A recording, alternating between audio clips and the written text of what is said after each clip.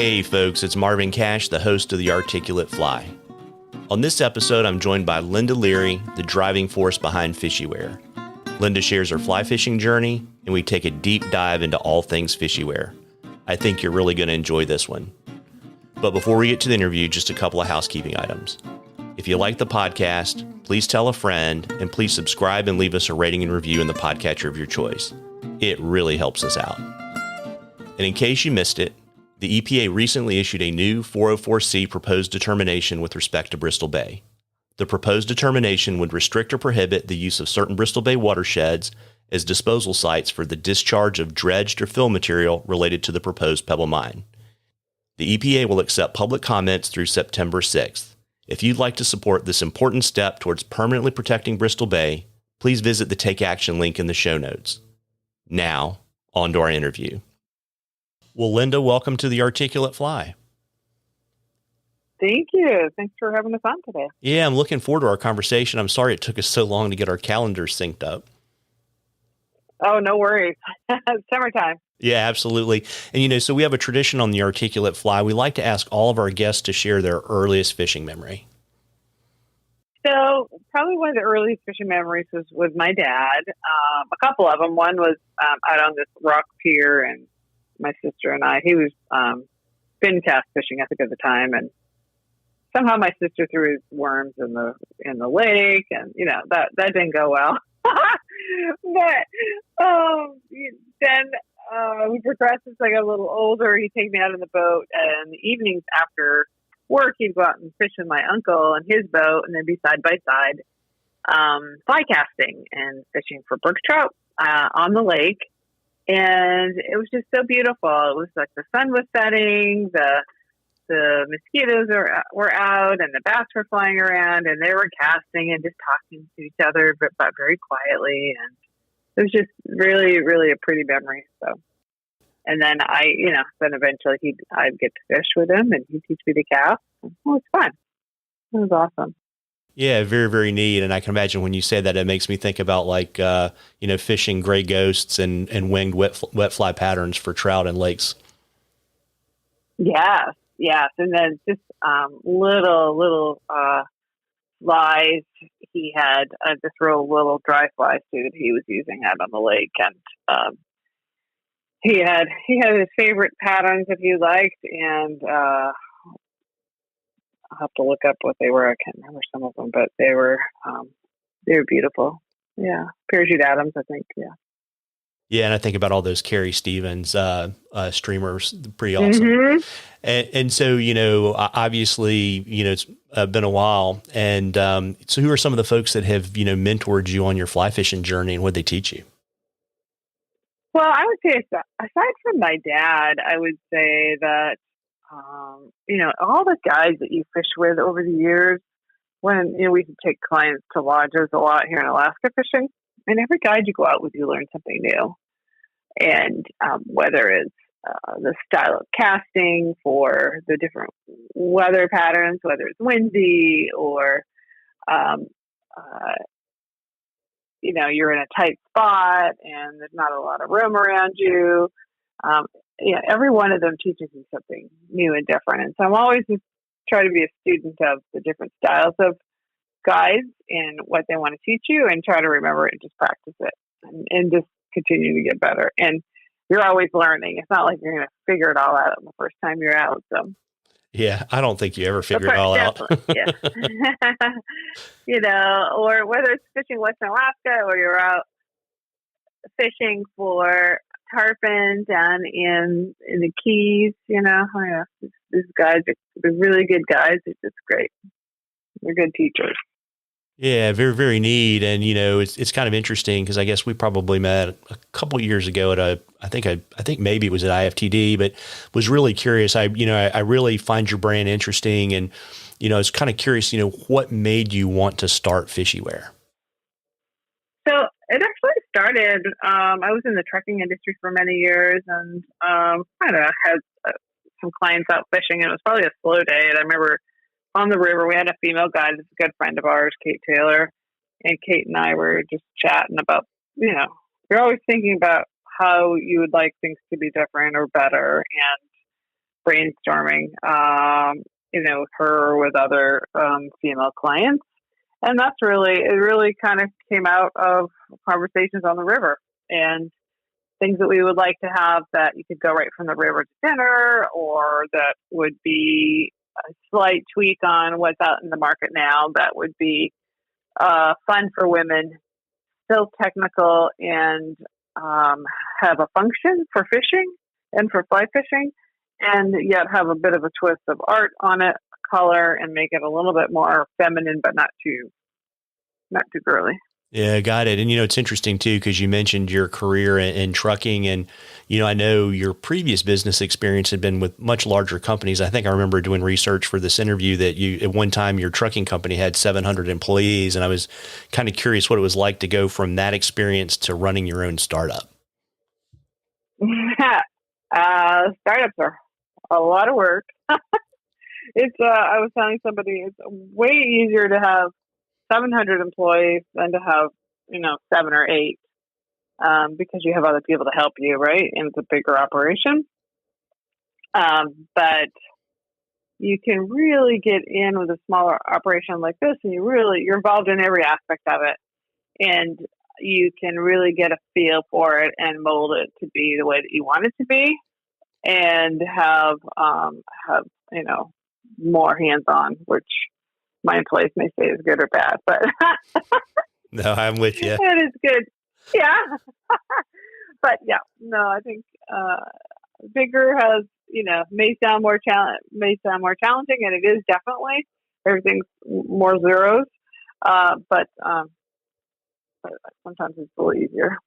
Yeah. I mean, and in terms of, kind of anything kind of, unique about kind of starting and running FisheWear that kind of surprised you, that was really, really different from your past work life? What's interesting is that it's just, what I did previously, we started from a small trucking company and grew it. And I think with retail, you have ups and downs in your your revenue streams, and I would say that very similar to trucking, you need to have diversity in your revenue streams, and you need to have diversity in your customer base, and that way is very similar. I would say, clothing and items like we have now are very personal, whereas, most of the time in trucking, you're dealing with businesses. So that side is more similar to dealing with wholesale on our side for Fishe. But it's a much more intimate with when you're dealing with clothing and people's personal taste of what they like or don't like. So that can be a fun opportunity to try and figure out what they want for that particular time. Yeah. And interesting too, right? Because I was thinking about this as I was kind of preparing the questions. I mean, really different kind of from, getting, RFPs and bidding out trucking contracts and running the business to doing retail. That's got to be really different too. Yeah, it is. Because there's both sides. There's a people component to it. So you're still, with your employees, you're still trying to take care of your employees. You have a responsibility to make payroll every week and make sure that you're taking good care of them as you do with your customers, right? So you're always trying to make sure that you're really focused on what your customers want, how well you take care of your employees, and how they take care of your customers. And so for me, that's always an important focus to think about. But now you're dealing with retail space, and at Fishe, at Carlisle, we didn't really have customers coming into our space all the time. So you have this work environment that you're sending trucks out to pick up freight and deliver it and make sure nobody gets hurt. So there's much a much greater safety component on the trucking side. So I have brought that over to our side, and we do facility audits, and we've done safety audits just to make sure that we're doing the things they need to, so that nobody gets hurt even here. So I'm a big safety nut Yeah, no, absolutely. And I was curious too. I mean, is there kind of a design and manufacturing kind of overlay that's comparable, or is that something that was also kind of new going to FisheWear? Well, actually, transportation logistics is very creative, and many people call it an art on the logistics side. It's because you're creating solutions for your clients that are unique to them and unique to their situation and what they may be transporting at the time or the route. And so I would say that going from being able to use the creativity on the logistics side to the FisheWear, which is more of, fine art, is different in that way, but there's still a creative component on both sides that just express themselves in different ways. How about that? No, interesting. Yeah, I can get that. And, and it's always interesting too. Like I love to ask startup businesses for that kind of light bulb moment when you knew that FisheWear was going to make it and that kind of vision you had for the company, you were going to be able to fulfill it. Well, it was really important when we first started that we were cash flowing like right away within, a few months, because that you have to have money coming in to cover your bills and I would say within a couple of years, when you see clients saying, I wear my stuff out and people are stopping me in the airport, they want to know, where did I get that? And who makes that product? And we hear that a lot, which is awesome. Right. And we have people that know all the names of our patterns and our goal is to create a fun culture around the products and engaging and fun for people, and they can express themselves with their patterns, and yet it's really functional clothing that they can use and wear. And then the collaborations that we've done have been really fun as well, like with Orvis and XTRATUF and folks like that in Groove that have enabled us to grow our base as well. So we're very appreciative of that. We just did a beer launch 2 weeks ago. That was fun. I saw that on Facebook yesterday. Yeah, that was fun. Yeah, won't be coming to my part of the world anytime soon, but I can always hope, right? Hey, you can order it online on Tabor. I'll have to check that out. TABOUR. Yeah, there you go. So, I know another thing that you do too is you host trips. And I was kind of curious, was that something that you were doing, before FisheWear? I know you mentioned you were taking clients for the trucking company out. Was that something you were doing kind of before FisheWear, or was that something, I know you purchased women's fly fishing from Pudge? Is that kind of when the hosted trip stuff really kind of kicked into gear? Yeah, that's when, I had a lot of practice over the years in the trucking industry because we took clients out a lot. But so I wasn't fearful of doing it. But when Pudge Kleinkoff decided to retire a couple of years ago, well, probably 4 years ago now, we had the opportunity to purchase her business and just carry on the legend of what she had built to keep teaching gals how to fly fish and also take them on hosted trips. And, we hope that she'll be very proud of what we're doing with it as we continue to grow it. And so that started probably three years into Fishe that we bought her company. Got it. Yeah. And you guys are super busy. It looks like you do probably, 8 to 12 trips a year. You want to kind of let folks know a little bit about kind of what you offer and also kind of how it integrates with FisheWear's brand. Yeah. We've done, earlier this year, I did a trip to the Bahamas to a group of ladies bone fishing, which was amazing. Went to South Andros Lodge and South Andros and caught bonefish. Then we just did a trip to Yakutat for steelhead, and all the ladies there, I think caught steelhead. Was a little tough fishing. They caught steelhead, or they got to go offshore and catch halibut, or something that they wanted there. We have another one coming up We have some out to Western Alaska for kings and reds. We have a gnome trip the first week of July. We have a trip to Henry's Fork in July also that I'm hosting for a group of ladies there that will be going out and catching rainbows and browns and stuff. It's great at trout critters. And then we have, let me see here. Then we're on the Kenai. We have a women's retreat that we do down there.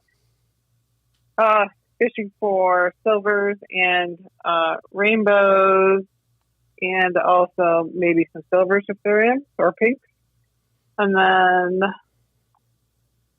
think we have a couple more mixed in there. I can't remember them all. Yeah, so it's been just a fun way to integrate FisheWear and women's fly fishing. It's just a natural that they work together. And so, a lot of the products that we make or sell, ladies will want to use on their trip or vice versa. And, it's super fun. And so we're teaching all these ladies how to fly fish and fish. So hopefully we have a whole another group of ladies that are coming through our programs that, are going to be future fly fishermen or fishermen in general, out there on the waters, mostly here from Alaska. But we just had a lady that was visiting from Wisconsin, and she took a class while she was here. So that was awesome. Yeah, very, very neat. And I mean, as you mentioned, you do find your way down. I mean, Henry's Fork is a great location. I would never complain about going to Andros to chase bonefish either. No. That was amazing. That was great. We had customers with us from all over the lower 48. So it was great. Yeah, very, very neat. A couple Alaskan ladies. Yeah, mm-hmm. Yeah. Slightly better weather, I imagine, at that time of the year too. Yeah. So ready. Yeah, and so what was the first product you ever produced at FisheWear? So we came out with 4 or 5 products all at the same time. So we had a legging with some of our art on it. I think we had 3 patterns we started with. We had hats that kind of matched them, so like a trucker hat style. Neck tubes. So we had some neck tubes that were all in our patterns that matched the leggings, and then also wading belts. So those were kind of the key products that we had in the beginning that were kind of our base that we got us started. And we tried some T-shirts and stuff to go along with those as well in the beginning, but really the foundation has been the leggings and bags. We've done some dry bags, and then some the hats and now we are coming out with more and more sun tops and things. So it's been great. Very, very cool. What's your kind of design and manufacturing process look? I mean, are you putting out new stuff every year, so you have a pretty rigorous kind of annual design and manufacturing process, or is it a little bit different than that? Well, just remember, I know nothing about production manufacturing. So it's been a learn by as we go along.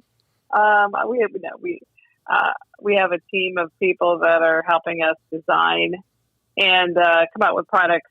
We try to match up with the selling season for fly fishing. And we have also probably at least 4 new prints a year that we're coming out with. And then there's other new products that we experiment with that come out throughout the year as well. Some during the holidays and some just prior to the summer. But we're working really hard to get that more and more dialed in as we go along. Yeah, got it. Right. Because I mean, I know you've got multiple artists, and then it kind of goes from there. And then kind of in the manufacturing and kind of design process, I mean, are you people kind of like field testing stuff? I mean, obviously not everything needs to be field tested, but I mean, how does that generally work? How long does it take you, for example, to bring a new product to market? I remember when I first started, people saying, "Oh, it takes 18 months." I'm like, "Oh, it couldn't be that long, right?" It does. It takes that long if you want to do it right. And as far as field testing, it would be myself. And then we have some friends that are out in the field that'll test things for us and making sure that it's going to work correctly. And not everything is just designed because I want it, but there's a lot of things that either myself or friends have told us that would work really well for gals and try to put a fishing spin on it. Like we did a crossbody bag that could be a everyday fashion piece, but then we put straps on the back so you can put it on your wader belt and use it as a little fly case, to hold your stuff when you're out in the water, a smaller one. And so everything that we design, we try to have a fishing component or fishing focus on it so that it's functional for fishing as well as you could wear it as a lifestyle piece too.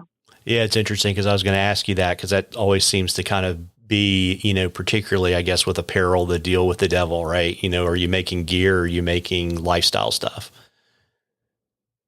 Yeah. Well, what we found is that a lot of people that buy our products also maybe don't fish, but they like the art. They like being part of that community. But they'll use it for other sports as well. Like when I first started, I had several clients that were triathletes, guys, and they were wearing them because they're like a compression pant, and they love them. It's like an Under Armour style pant, legging for guys, and so they'll wear them to run. And we'll have people wear them hiking. They'll wear them skiing. It's like a base layer, right? Mm-hmm. You can use it as a base layer, or you can use it out, kayaking, rafting, and because they dry really fast. So that's really helpful. And they give good sun protection. So they have a lot of different uses depending on where you are and what outdoor activities you like to do. Very neat. And, yeah. And I know I remember mentioning this to you when I saw you it was either in Denver or Salt Lake City this year. One of the interesting things I find is that I know you use multiple artists, but, unlike some other fly fishing oriented apparel brands, every time I see something, I know instantly it's FisheWear. And I was kind of curious how you accomplish that when you have these kind of diverse artist channels. I'm a big believer in letting the artists do what they're going to do because that's why they're so good, right? You need to let them have the freedom to be creative, take their time to think through it. But I've learned a lot about art and what works for us and what will be a good design that will lay out well in our products. And so, we'll give them some parameters to work within, but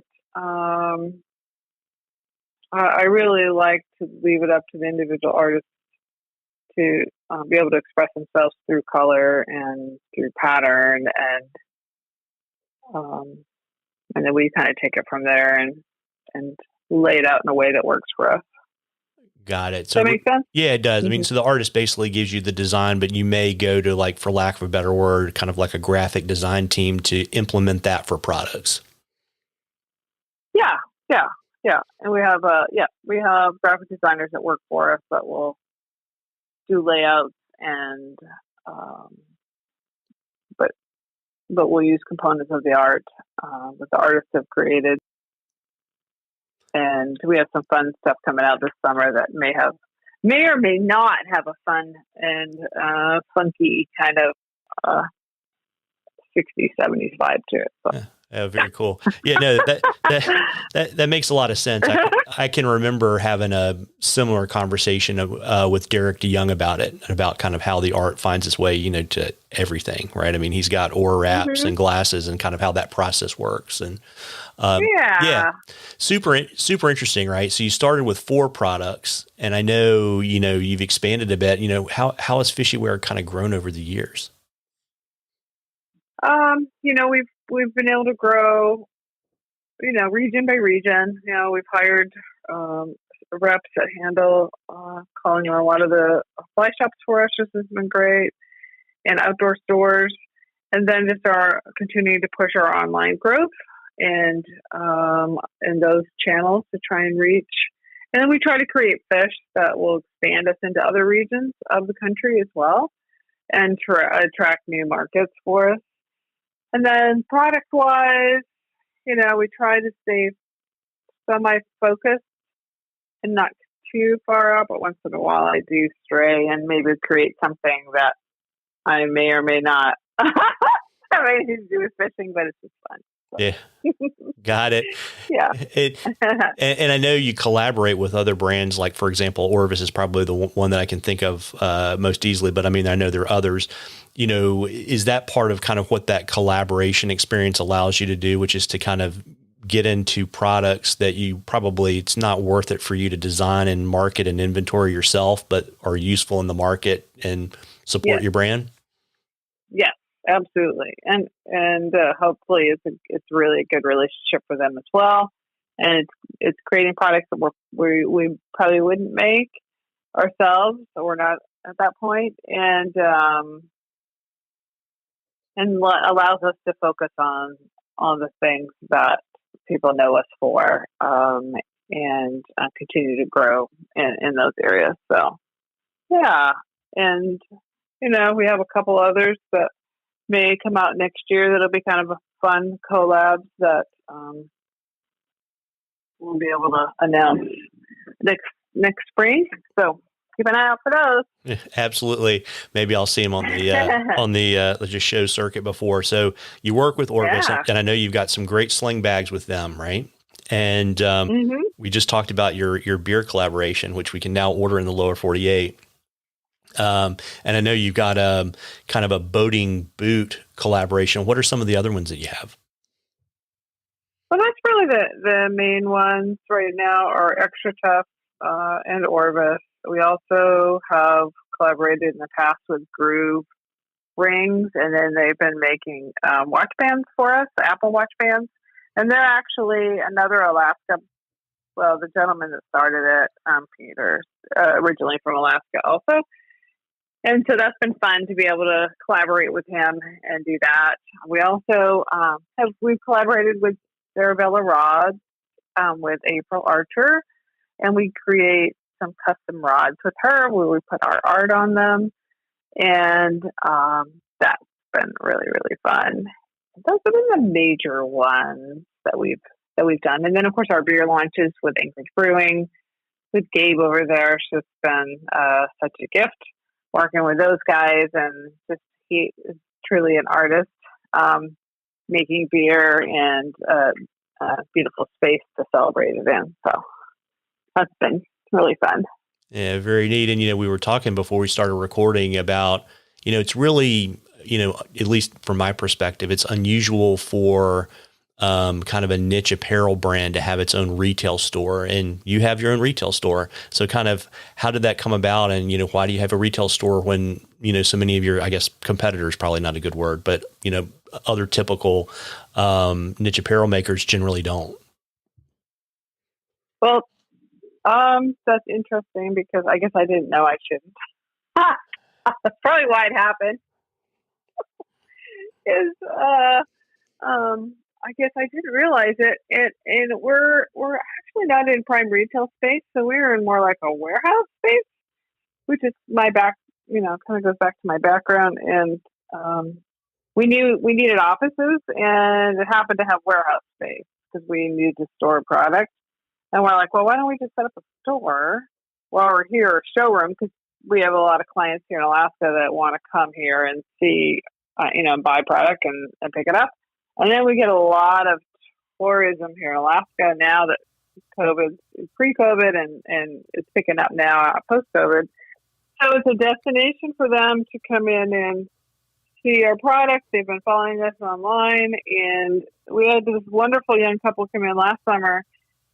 They just got married. They're on their honeymoon. Their first stop was FisheWear, and I'm like, oh my gosh, that was the coolest. And so, so it's kind of created a little bit of a destination shopping experience for people. So, but I didn't know that I probably shouldn't be having a retail place. Well, is it close to your? Is it close to your brewery that you're collaborating with? Yeah, everything's close in Anchorage. Yeah, he's 10 minutes away. So, yeah. Yeah. Very. Yeah, but it's been fun and good. Yeah. Very, very neat. And I guess too, it probably, I don't know, I would think it would also kind of help you R&D kind of the retail part of your business so that you can help your reps, sell to the retailers better. Yeah. Cause we really started out selling online, direct to consumer. And then we had a retail store.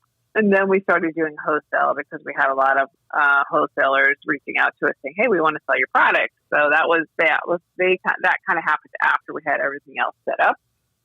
And my intention was to eventually do that, but we wanted to make sure that we could take good care of the wholesale clients. And so they've been very patient with us as we've learned. And then during COVID, just make sure that you have product for them and it's ready to go, but we try not to oversell our abilities if we can. God, yeah. So we do, yeah. And so it's always interesting. I always think that, shops always kind of have their own vibe. What's it like in your shop in Anchorage? A lot of color.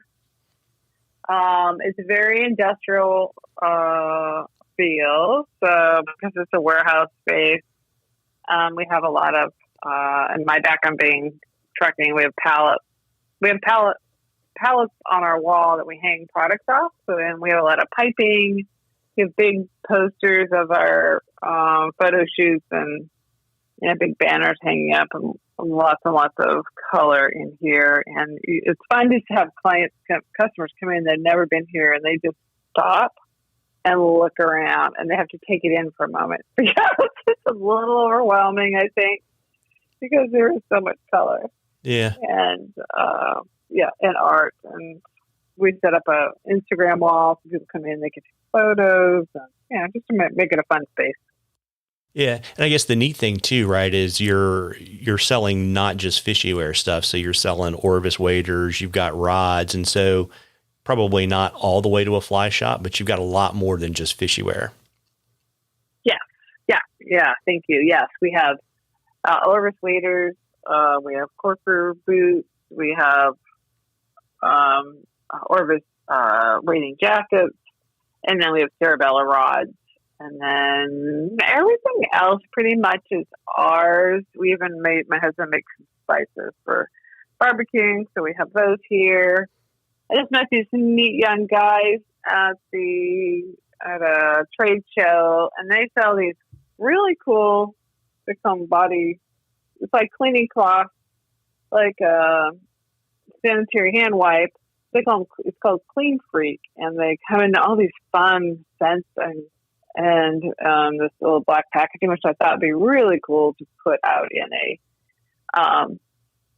in your fishing bag. So when you're out fishing, you always get stinky and you get fishy smelling. You can just take one of those out. It smells like coconut or lavender or whatever you want. So we're carrying those. We don't make those, so that's kind of fun. And other than that, a lot of the product in here is ours, or ours that we put our art and color on and our spin. So. Yeah, very cool. And so, if you can't make it to Anchorage, and you're one of those people that doesn't want to buy online, where else can folks find FisheWear? Well, if you go to our website, we have retailers listed on there throughout the lower 48. So there's a lot, of course, on the Rockies, West Coast. We have some down in the Florida Keys. We have some on the East Coast. And even in Maine, we just picked up. We've been doing some work with LL Bean and also with Kittery Trading Post are carrying our products in Maine. So that's been fun. Yeah, very neat. I would imagine, gosh, getting picked up by LL Bean is huge, right? Yeah, it's cool. They're carrying it in the flagship store, and for a gal from Maine, that's a pretty big deal, and very honored to be in their store and having them showcase our products. So, yeah, really, really awesome.